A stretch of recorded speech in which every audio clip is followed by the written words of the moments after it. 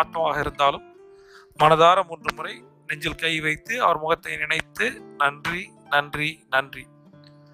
இன்னைக்கு நன்றியுணர்வு தியானத்துல நம்ம யாருக்கு நன்றி செலுத்த போறோம் அப்படின்னா, எல்லாமே இவர் தான். நம்மளுடைய படிப்பு, அனுபவம், அறிவு எல்லாமே இவர் கொடுத்தது. உயிர் கொடுத்த தந்தைக்கு நம்ம நன்றி சொல்ல போறோம்.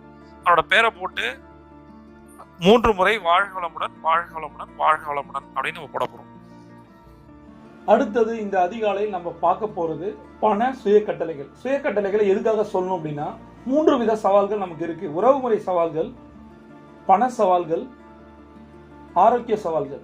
இதுல நம்ம அதிகாலையில பண சவால்களை எப்படி வென்றெடுப்பது, பணத்தை ஈர்ப்பது எப்படி அப்படின்னு நம்ம பார்க்கிறோம். நான் ஒரு பணக்கார வாழ்க்கைக்கு தகுதியானவன், நான் ஒரு பணக்கார வாழ்க்கைக்கு தகுதியானவன், நான் ஒரு பணக்கார வாழ்க்கைக்கு தகுதியானவன், நான் செய்யும் எல்லாவற்றிலும் என் செல்வம் நேர்மையாகவும் உண்மையானதாகவும் இருந்து வருகிறது.